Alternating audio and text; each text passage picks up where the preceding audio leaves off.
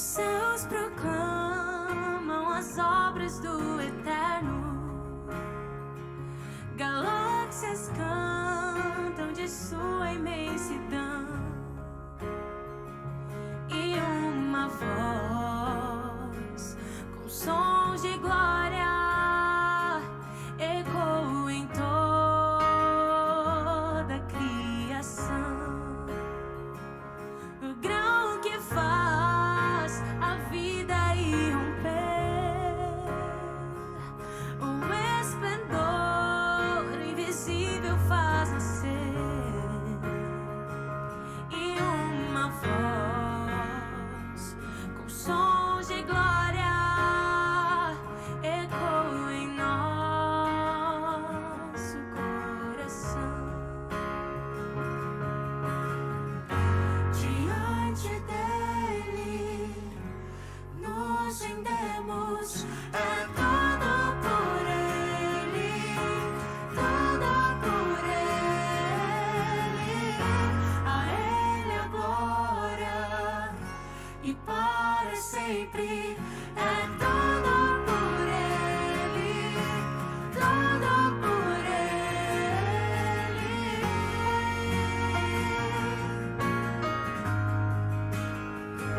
Em oração e na palavra seguiremos, em um só corpo rendido à missão, e nossa voz com sons de glória irá romper a escuridão. Diante dele nos rendemos, é tudo por ele, tudo por ele. A ele a glória e para sempre. É tudo por ele, tudo por ele.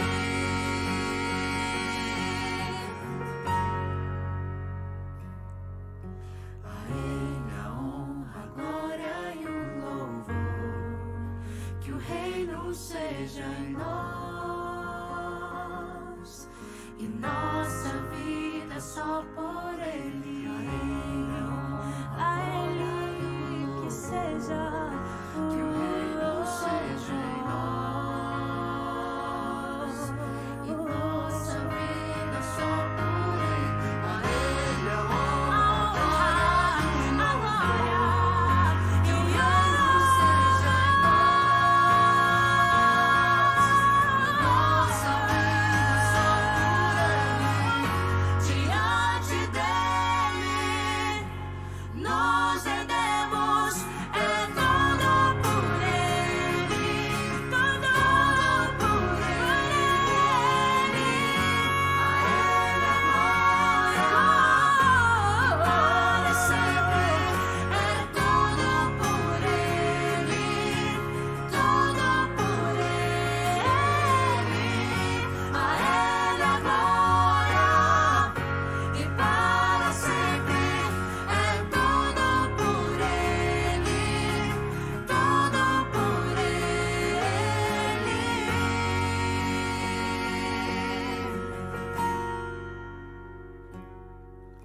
A ele a honra, a glória e o louvor, que o reino seja em nós e nossa vida só por ele.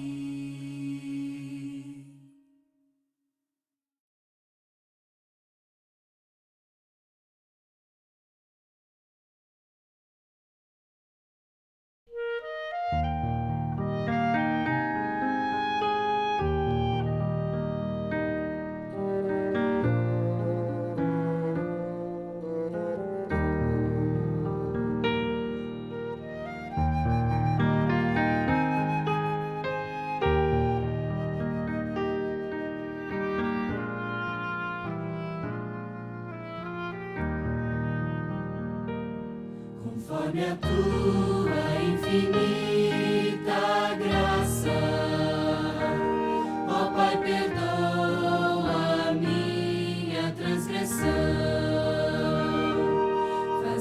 sentir o teu amor infindo. Dá-me alegria em tua salvação. Mais uma vez eu sinto meu pecado, que é contra ti, ó Pai de amor. Concede a Deus a mim misericórdia, entoarei a ti o meu louvor. Meu coração entrego a ti contrito, perdão imploro, meu Senhor e Rei, conforme a tua infinita graça, misericórdia assim alcançarei.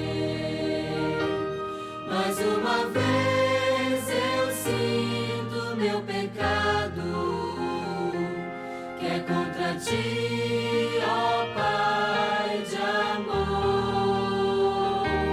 Concede a Deus a mim misericórdia, entoarei a ti o meu louvor.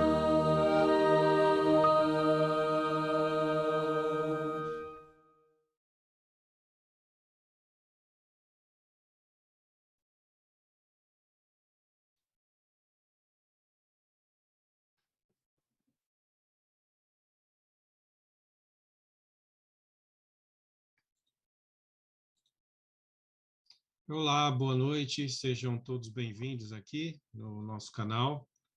Nós estamos começando uma transmissão aqui ao vivo para vocês do nosso culto, então sejam bem-vindos aqui no nosso canal da Igreja Adventista. Nós estamos ao vivo aqui com vocês. Esse vídeo você pode estar assistindo agora ou depois, mas é um vídeo muito importante para a sua vida espiritual, certamente. Hoje o nosso tema vai ser exclusividade de Deus, a exclusividade de Deus. Nosso Deus, ele requer exclusividade. Nós vamos pensar um pouquinho, vamos refletir um pouquinho sobre esse tema. Então, seja bem-vindo, você que já está entrando aí, já está acessando, está conectado conosco. Aproveite para você compartilhar também esse link com outras pessoas, para que outros também possam ouvir a palavra de Deus, tá bom? Seja muito bem-vindo aqui a esse canal. Se você está no YouTube ou no Facebook aqui da nossa igreja, seja muito bem-vindo.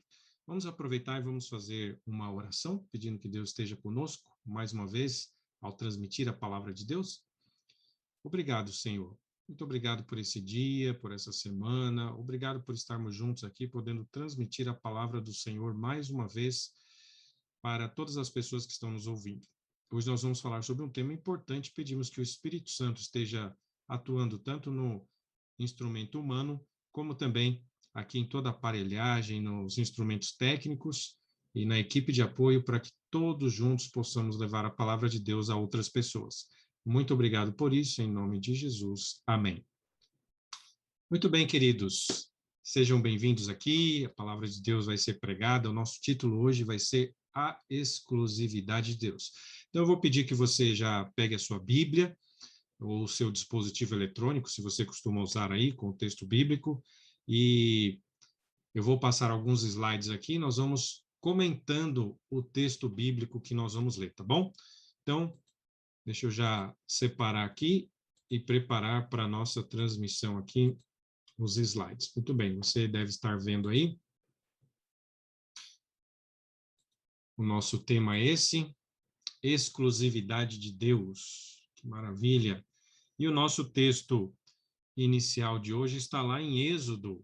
Vamos ler Êxodo, capítulo 20, verso 3. Esse é um texto bem conhecido, você conhece, porque em Êxodo 20 está ali os 10 mandamentos. E nós vamos ler exatamente o primeiro mandamento da lei de Deus.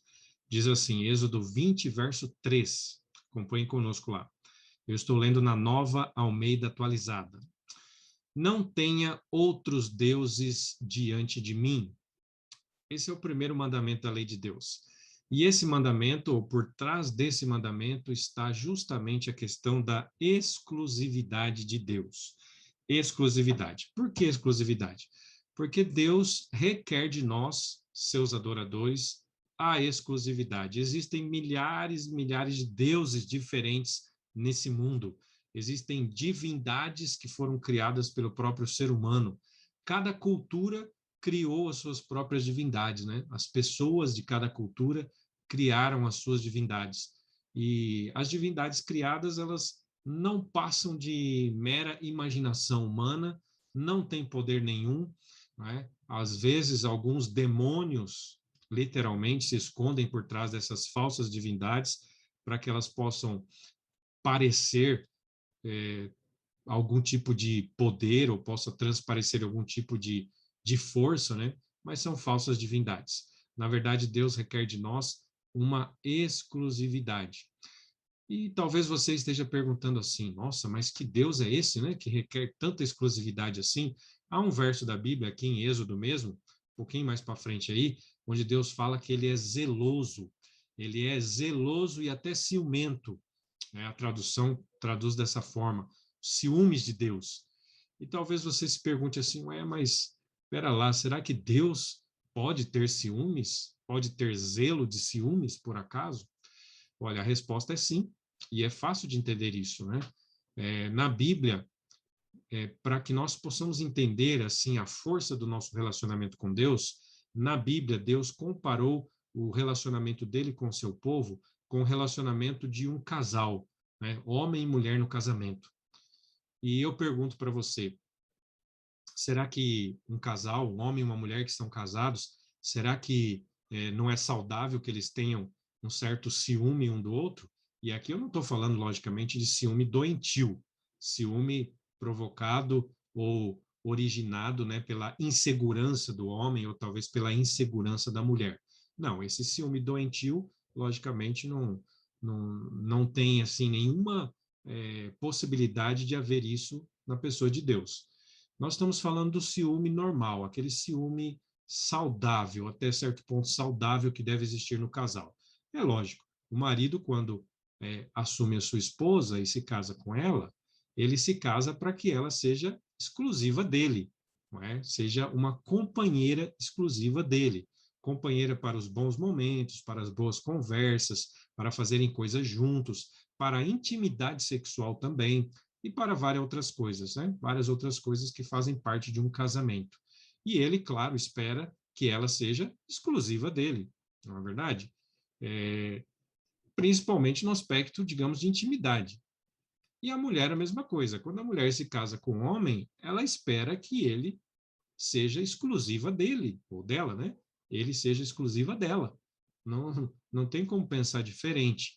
Então, essa pitada de ciúmes, digamos assim, saudável que deve existir no casamento entre um homem e uma mulher, cada um zelando um pelo outro, digamos assim, é esse o tipo de zelo e ciúmes que a Bíblia fala que Deus tem também pelos seus adoradores, pelo seu povo, não é? Então, por trás desse mandamento, repito, existe o fator exclusividade de Deus.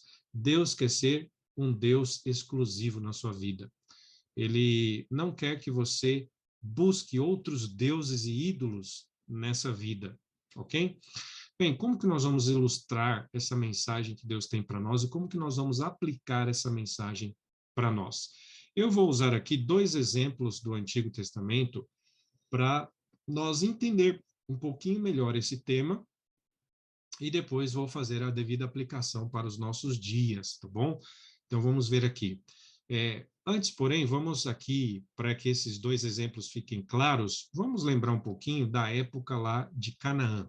Você sabe que Deus tirou o povo de Israel do Egito, fez um tremendo de um milagre, vários milagres para o povo e com o povo de Israel, para que eles pudessem permanecer 40 anos andando pelo deserto até que eles estivessem prontos, espiritualmente prontos para entrar na terra de Canaã. E a terra de Canaã foi dada em posse para o povo de Israel. E a ordem de Deus foi clara, eles deveriam entrar ali e simplesmente expulsar e acabar com todos os povos que estavam ali.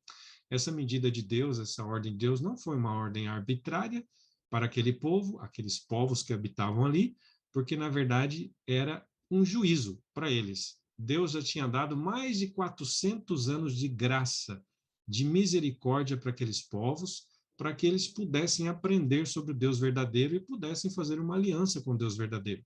Mas, infelizmente, eles não quiseram, desperdiçaram, assim como coletivamente falando. Individualmente, algumas poucas pessoas aceitaram o Deus de Israel, fizeram aliança com ele. É o caso, por exemplo, de Raabe, que é mencionada na Bíblia, né? Uma mulher que morava em Jericó, era cananita, da terra de Canaã, conhecia muito bem os deuses de Canaã, mas ela simplesmente se apaixonou pelo Deus verdadeiro, o Deus de Israel. E ela fez uma aliança com o Deus de Israel e Deus a salvou, mantendo-a com vida, né? E talvez algumas outras pessoas ali, pontuais, que a Bíblia não menciona, acredito que foram salvas também. Mas, coletivamente, a maioria dos povos foram exterminados, ok? Esses povos, eles adoravam mais de 200 divindades diferentes. Em 1928, houve uma descoberta arqueológica muito importante na antiga cidade de Ugarit, né? E eu até, deixa eu ver se eu tenho aqui, eu não coloquei aqui no texto, bom, vou ficar devendo para vocês, mas a antiga cidade de Ugarit fica onde hoje é a Síria, ok? No noroeste da Síria, a antiga cidade de Ugarit. Em 1928, como eu falei, ali por uma questão casual, houve uma descoberta de uma caverna, e nessa caverna, na verdade, estava ali embaixo a antiga cidade de Ugarit, ruínas da cidade. Descobriram 2 templos que havia na cidade, descobriram algumas casas que havia ali, e havia dentro desses templos vários tabletes com textos ugaríticos. Depois esses textos foram achados, foram decifrados, e através desses textos descobriram que havia mais de 230 divindades, deuses e deusas mencionadas ali nesses textos. Então, vejam, só ali na antiga Canaã nós podemos dizer facilmente que havia mais de 230 divindades, deuses e deusas. Qual eram os principais? Eu coloquei aqui na tela para vocês, para nós podermos comentar aqui o nosso exemplo e vermos o texto bíblico e vermos a mensagem de Deus para nós. Lá em Canaã, havia um casal de deuses, né? Um deus e uma deusa principal. O deus principal se chamava El, conhecido como El. E a deusa principal se chamava Asherat. Asherat. Aqui está o nome já em hebraico, tá? Asherá. Asherá. Esse nome Asherá, às vezes na Bíblia, algumas traduções traduzem como Azerá, né? Com S apenas, Azerá.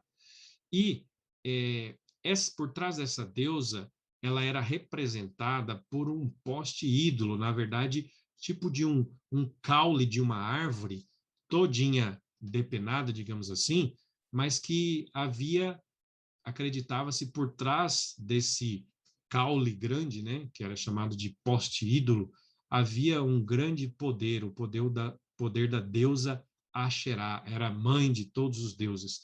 E El era o Senhor, o pai de todos os deuses. Acreditava-se que esse casal de deuses havia tido alguns filhos. Por exemplo, eu coloquei aí alguns deles na tela. O principal deles é o deus chamado Baal, era filho desse casal de deuses.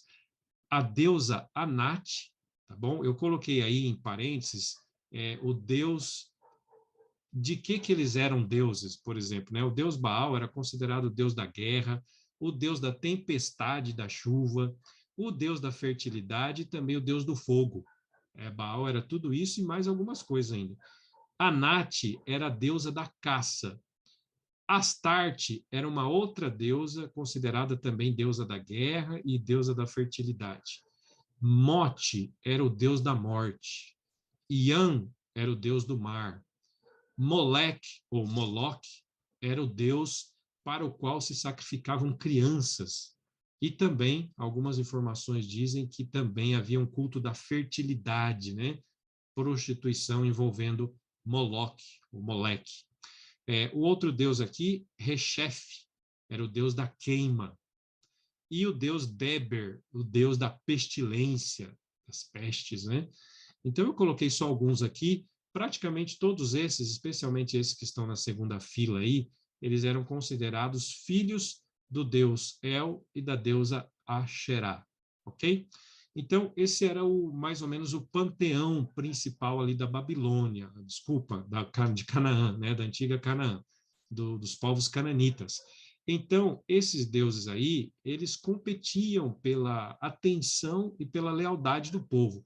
E quando o povo de Israel entrou em Canaã, logo, infelizmente, foram se contaminando com esses deuses e deusas, e acabaram aprendendo com os povos que havia ali, e acabaram sendo influenciados por esses deuses também. Infelizmente, muitos do povo de Israel acabaram caindo na idolatria, não é? O apelo da idolatria sempre é muito forte, não é?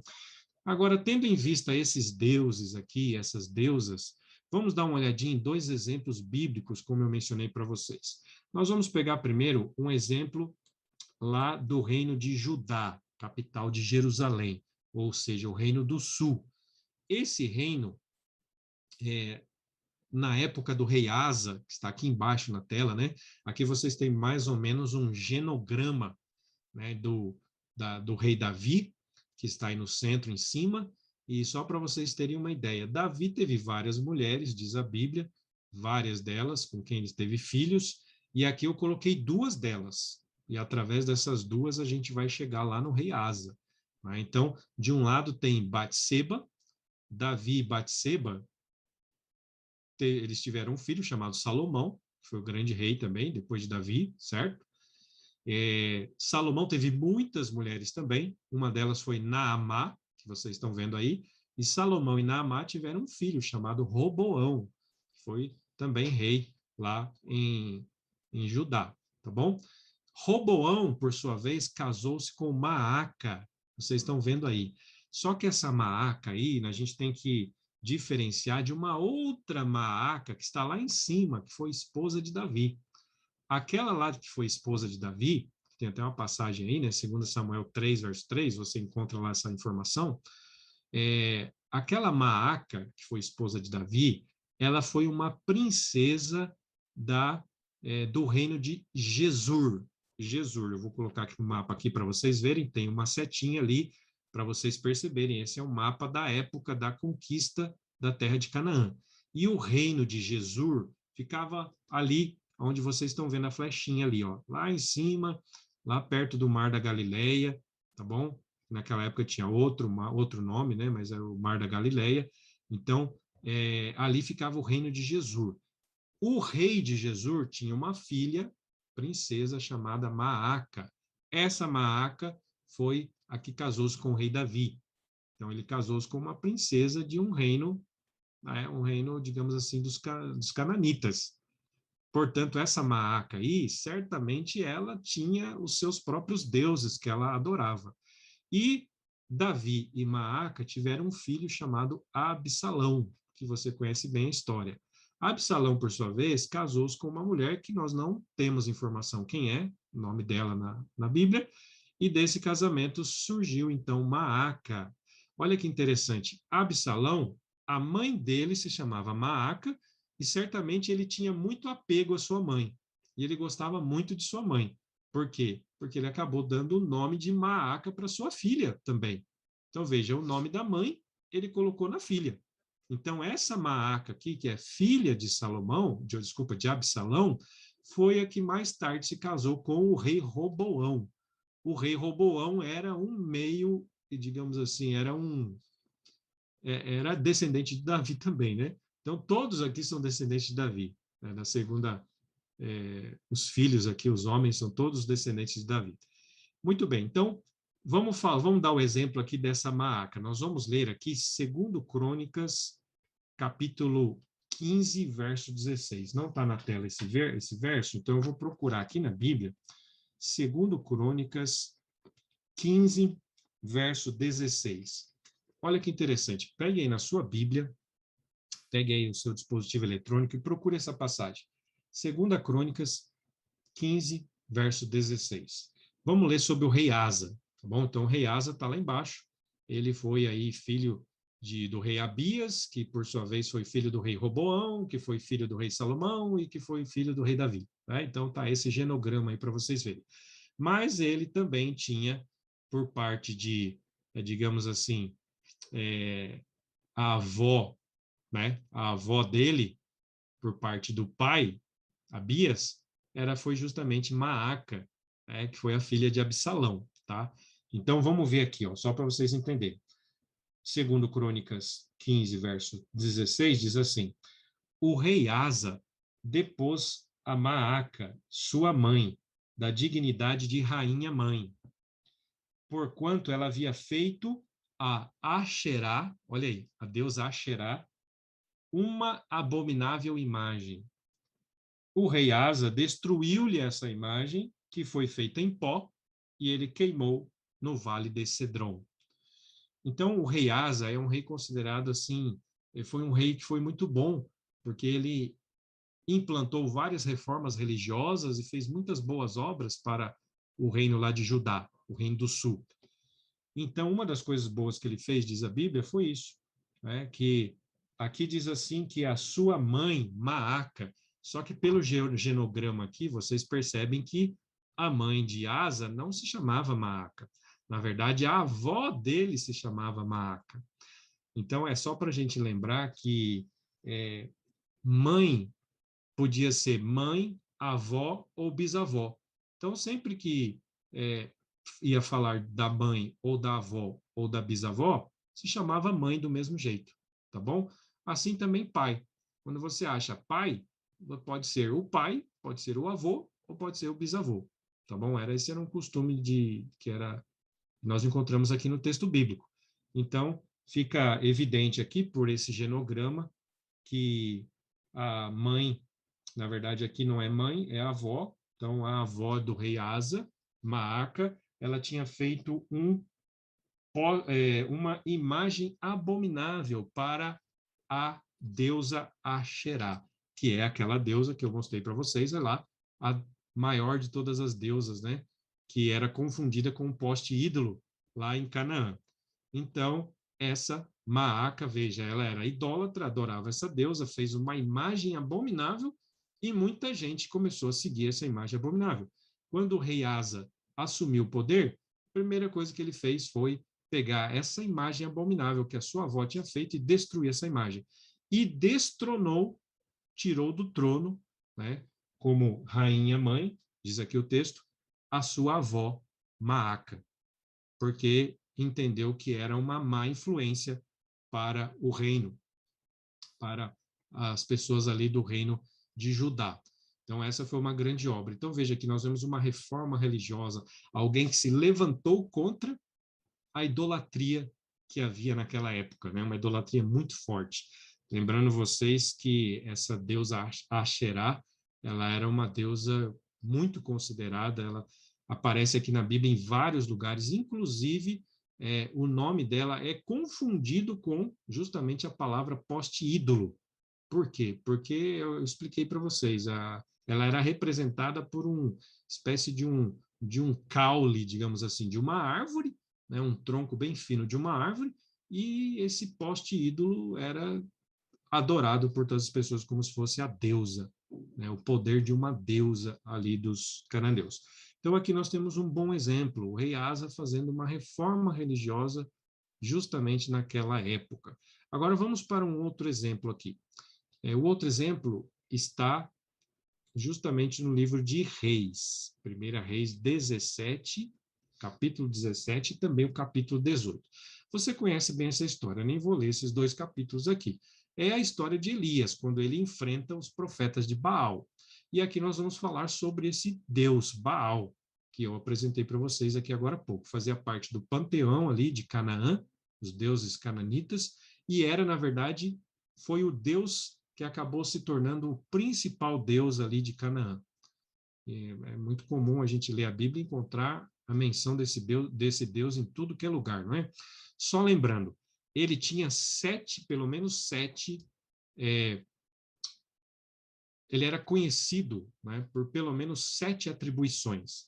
Ele era o deus da guerra, ele era o deus da tempestade e da chuva, ele era o deus da fertilidade, ele era o deus do fogo, ele era também conhecido como provedor de azeite e de grãos, né, a agricultura ali do local de Canaã, e ele também era o provedor da vida e considerado o provedor de saúde. Então, olha só, essas atribuições todas eram conferidas a esse deus Baal. Por isso que ele era um dos mais fortes ali dentro da religião cananita, muito cultuado ali naquela região. E se você ler o capítulo 17 e 18 de 1 Reis, você agora vai entender melhor as histórias que estão nesse capítulo. Ali começa dizendo que Deus chamou Elias e ele foi lá e deu uma mensagem para o rei Acabe e a rainha Jezabel. Falou, olha, vai ficar 3 anos e meio sem chuva. Quem manda na chuva não é Baal. Quem manda na chuva é o Deus de Israel. Essa era a mensagem. Por trás dessa mensagem que Elias levou para o rei Acabe e a rainha Jezabel, era justamente um confronto com esse rei, esse ídolo, muito adorado ali, o ídolo Baal. Então, 3 anos e meio não choveu, e Baal era considerado o deus da tempestade e da chuva. Mas não só isso, se você avançar no capítulo 17, você vai ver que entre o anúncio de que não ia chover, né, a sentença que Elias levou para Acabe e Jezabel, até depois o confronto com os profetas de Baal, 3 anos e meio depois, o que aconteceram várias histórias no meio, e Deus registrou algumas dessas histórias ali, principalmente a história da viúva, conhecida como a viúva de Sarepta, né? Deus mandou Elias ir lá e a viúva iria alimentá-lo.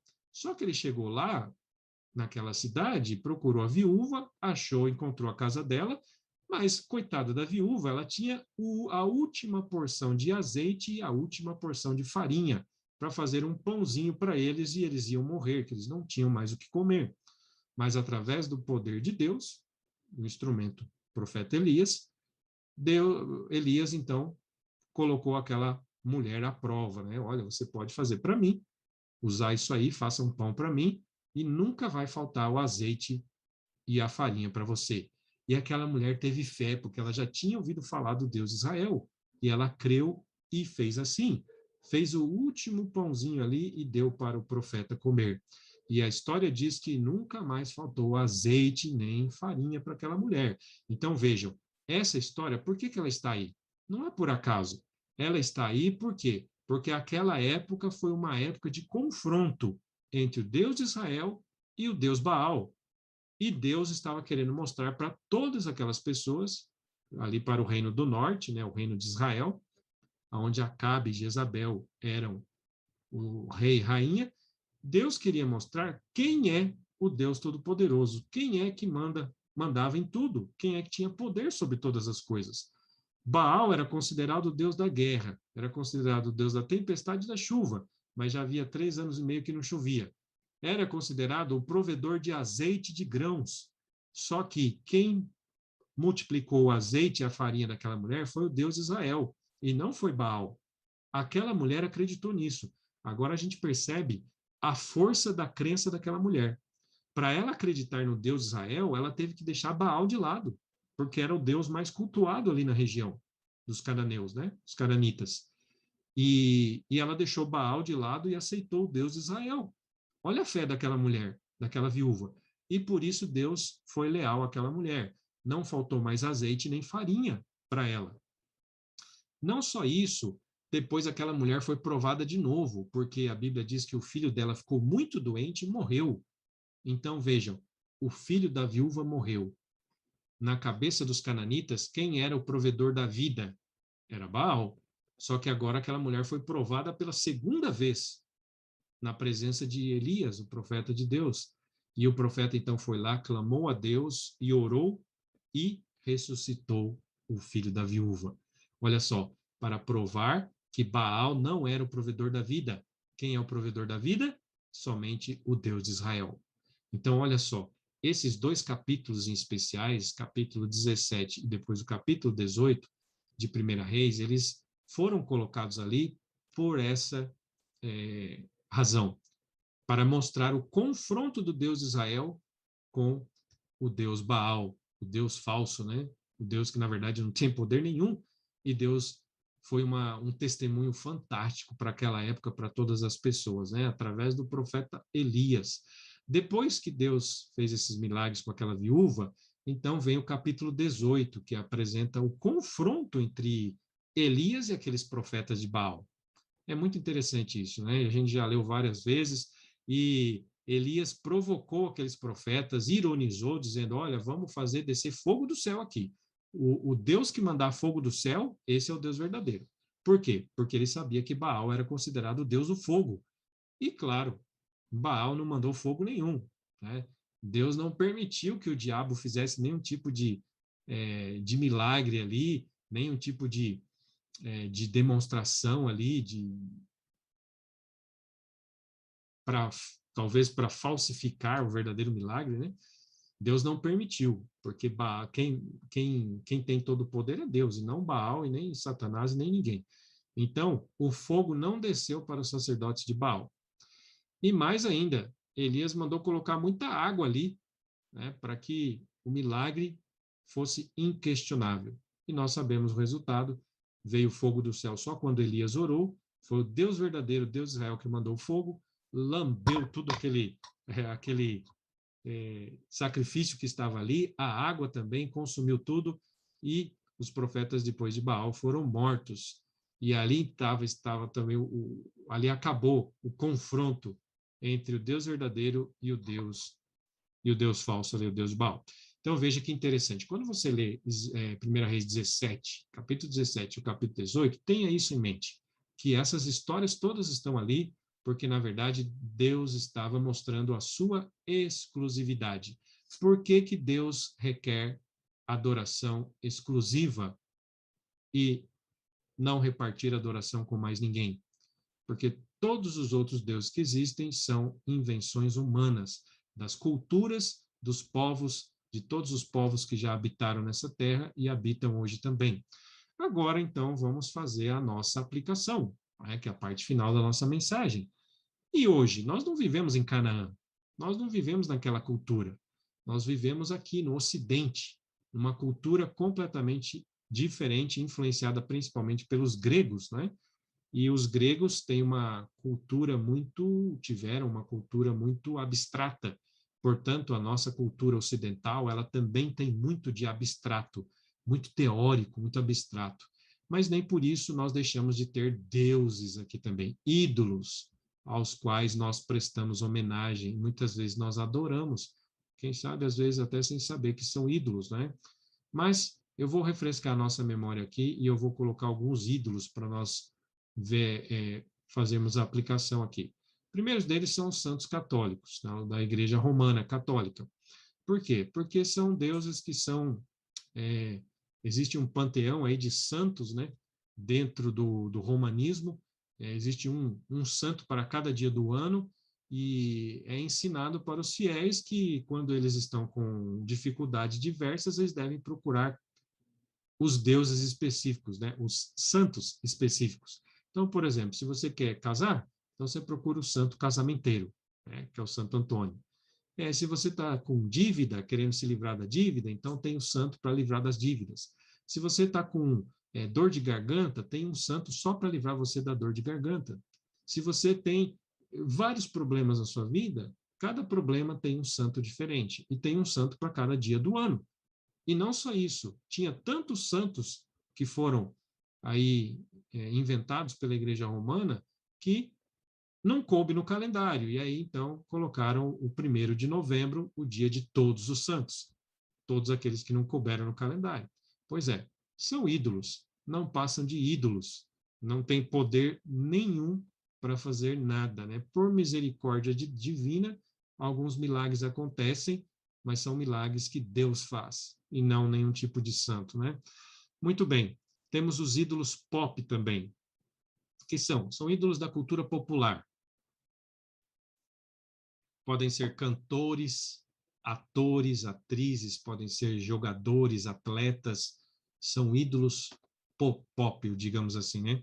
Tem pessoas que cultuam e veneram ou artistas ou então atletas, tá bom? O dinheiro, sem dúvida, o dinheiro é um dos principais ídolos da nossa cultura. Além disso, os bens materiais certamente vêm atrás, né? O trabalho, bom, aqui vale a pena, vale uma consideração aqui. O trabalho é uma coisa muito boa e a nossa cultura ocidental, teórica, abstrata, muitas vezes a gente transforma até algumas coisas que são boas em ídolos na nossa vida. Como é que eu sei a diferença? Bom, a diferença é o seguinte: você quer saber se alguma coisa é ídolo na sua vida?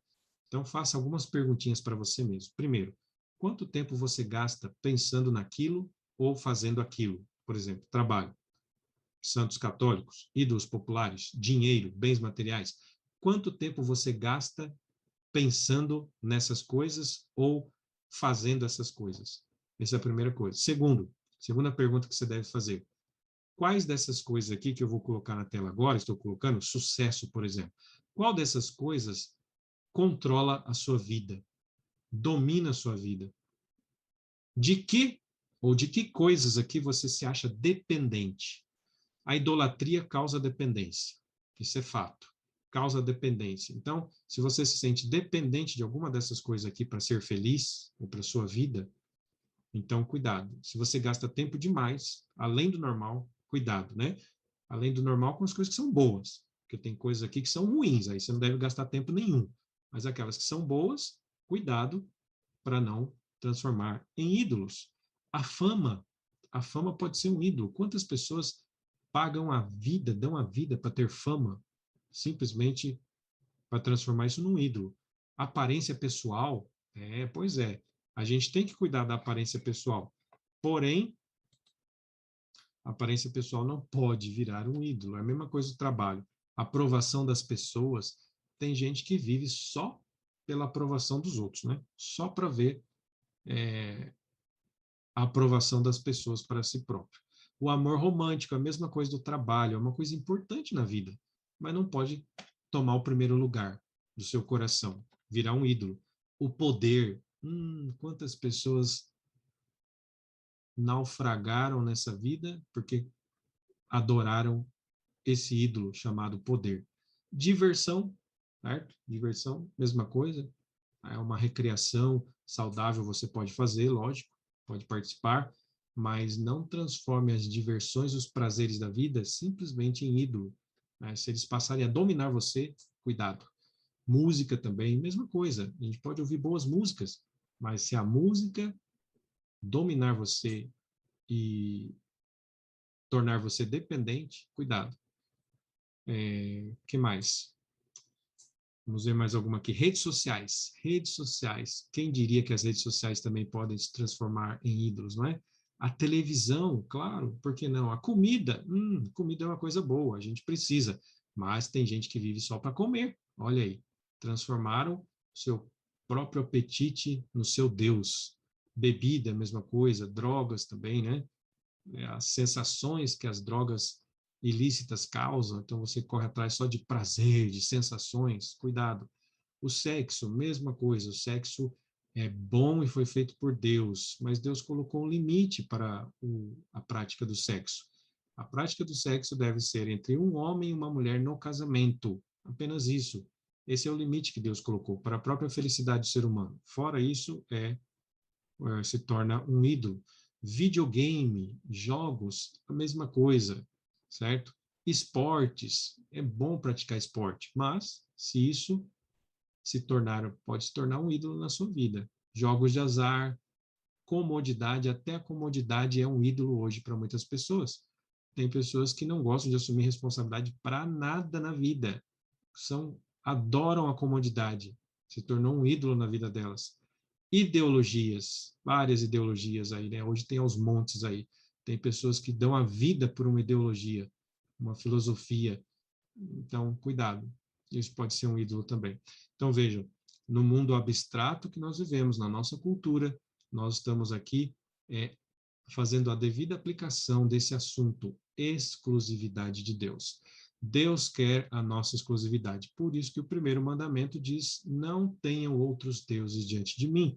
E assim como o povo de Israel foi muito tentado pela idolatria daqueles povos que viviam em Canaã, hoje nós também somos tentados por todos esses ídolos modernos que existem e nós corremos o risco de deixar Deus de lado e colocar algumas dessas coisas em primeiro lugar na nossa vida. Faça uma reflexão para você. Existe alguma dessas coisas que ocupa o primeiro lugar na sua vida, acima de Deus? Se a resposta for sim, então isso é um ídolo para você. E Deus está dizendo para você nessa noite: não tenha outro Deus, nem deusa no meu lugar. Deus requer exclusividade da nossa adoração. Fica aqui então esse recadinho para nós, né? Essa mensagem da palavra de Deus, uma mensagem é uma das mais fortes que tem na Bíblia, uma das coisas que Deus mais exorta o seu povo, mais orienta, mais adverte, é justamente sobre o perigo da idolatria. Então aqui estão deuses e deusas modernos e nós temos que tomar cuidado com eles, né? E não transformar nem aquelas coisas que são boas em ídolos e tomar cuidado com aquelas coisas que já são prejudiciais por si mesmo. Muito bem.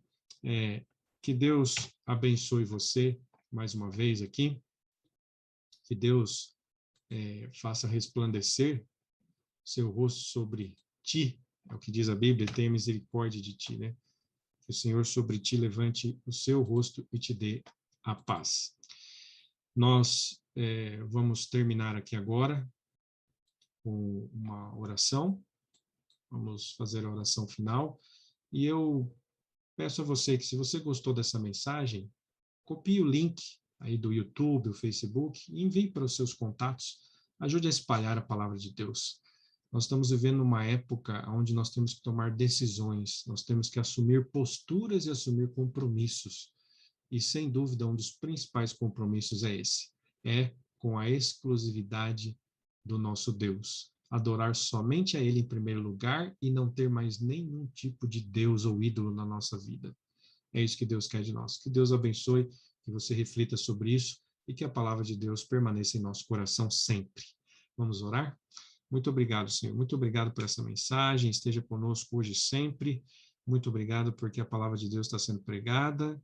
E ajude, ó Pai, para que todos nós possamos refletir na nossa vida e fazer as devidas mudanças naquilo que nós precisamos mudar.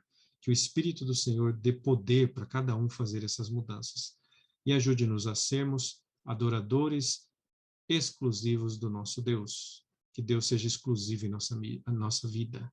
Em nome de Jesus. Amém, Senhor. Amém. Muito bem, queridos. Muito obrigado. Que Deus fique com todos e continue sempre conosco aqui em nossos canais, tá bom? Um abraço e até mais.